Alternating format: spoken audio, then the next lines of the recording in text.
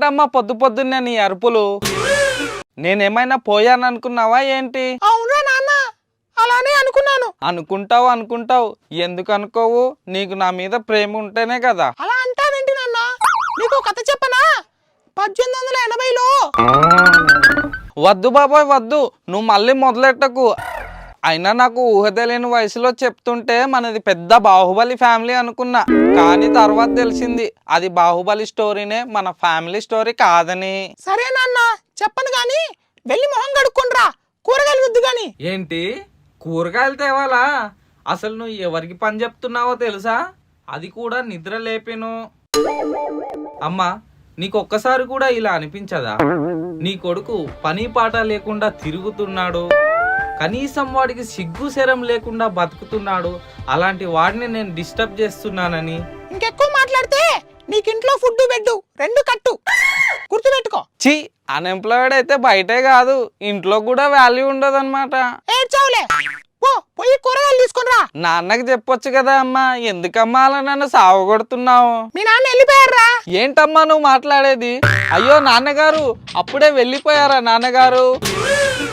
నాన్నగారు మీరు నాకు డ్యూక్ బండి కొనిస్తా అన్నారు కదా నాన్నగారు ఉదయాన్నే కాంతారా సినిమాలో ఓ అంటూ మీ పాచిమోహంతో నన్ను లేపేవారు కదా నాన్నగారు మీకు నా మీద ఎంత నమ్మకం లేకపోతే ఇంటి బాధ్యతలు నాకు అప్పగిస్తారు నాన్నగారు.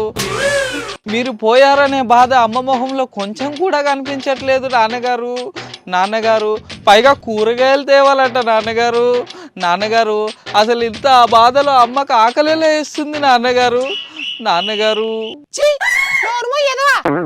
వెళ్ళిపోయారంటే బయటికి వెళ్ళిపోయారని, పైకి కాదు. అమ్మని ఏదేదో అనేసుకున్నాంగా, ఇప్పుడు చూడు ఎలా కవర్ చేస్తాను. నాకు తెలుసులే అమ్మా, నాన్నగారు పొద్దున్నే బయటికి వెళ్ళారని ఏదో మిస్ అయ్యి అలా బాధపడ్డాను అంతే. ఏడ్చావులే, త్వరగా మార్కెట్ తగలడు, లేకపోతే ఈరోజు నీకు ఉపవాసమే. నాకు కూరగాయలు కొనడం రాదంటే ఈ సమాజం నన్ను యాక్సెప్ట్ చేస్తుందా? గోంగూర, బచ్చల కూర, టమాటాలు, పెద్ద పెద్దని టమాటాలు, ఎర్రని టమాటాలు నా దగ్గర ఉన్నాయి, రండి బాబు రండి. హాయ్, ఎర్రని టమాటాలు. ఎవడో వస్తున్నాడు. రావాలి బాబు రావాలి. ఆంటీ, మీ ఎర్రని టమాటాలు ఎంత? ఎవడ్రా నువ్వు? ఒళ్ళెలా ఉంది, నా టమాటాలు ఏంటి? మీరేం మాట్లాడుతున్నారా ఆంటీ? నేను తప్పుగా ఏం మాట్లాడాను? మీ ఎర్రని టమాటాలు ఎంత అని అడిగాను, అంతే కదా. ఇలాంటి మాటలకే నాకు మంటెక్కిపోయేది. ఏమండి, వీడెవడికో నాకు టమాటాలు కావాలంట, రండి. మధ్యలో మీ ఆయన ఎందుకు? అవి ఉన్నాయి కొనడానికే కదా. అయినా నేను నీ దగ్గర కొనను పో, బండదానా. ఒరేయ్ ఆగురా, ఎక్కడికి వెళ్తున్నావు? మా ఆయన వస్తున్నాడు, ఆగురా ఆగు. అంకుల్, మీ పొట్లకాయ ఎంత? భలే పొడవు ఉందే. నా పొట్లకాయ సరే 20 రూపాయలు తీసుకో. అది వద్దు అంకుల్, అక్కడ బాగున్నాయి, మీది కుళ్ళిపోయింది. ఇందాక నుంచి చూస్తున్నా, నాది కుళ్ళిపోయింది, పొడుగ్గా ఉంది, పొట్టిగా ఉంది. నీ అబ్బా ఎవడ్రా మీ నాన్న వచ్చేదాకా ఇక్కడే కట్టేస్తా. పిలువరా మీ నాన్ని, నీ పని చెప్తా. ఏంటి, నీది కుళ్ళిపోయిందనా? ఎవడ్రా నువ్వు?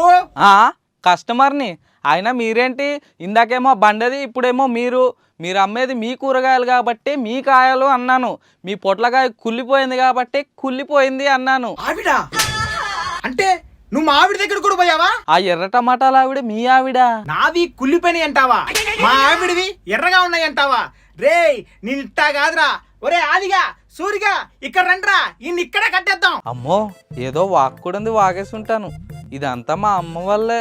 ఇంటికెళ్ళి మా అమ్మ పని చెప్తాను. రే దొంగ నా కొడక, రారా చూసుకుందాం. నాన్నగారు, ఏమైంది నాన్నగారు? ఏదైనా చేయకూడని పని చేశారా? అమ్మని నన్ను ప్రశాంతంగా బతకనివ్వరా? ఇలా అయితే సమాజంలో తలేలా ఎత్తుకొని తిరగాలి. అవునరా, చేయకూడని పనే చేశాను రా. పెళ్లి కాగానే ఫస్ట్ నైట్ కావాలని అమావాస్యను కూడా చూడకుండా కకృతి పడ్డాను చూడు, అదిరా నేను చేసిన మొదటి తప్పు. ఆ రోజు నేను చేసిన తప్పే ఈ రోజు నాకు చుట్టుకున్నాయి. అయినా కూరగాయలు కూడా కొంటాం చేత కానీ ముండవి. అబ్బా నాన్నగారు. రే మను, ఈ రోజు నువ్వు నా చేతుల్లో అయిపోయావరా. నాన్నగారు ఆగరా. నాన్నగారు వద్దు. ఆగరా రే. నాన్నగారు వద్దు.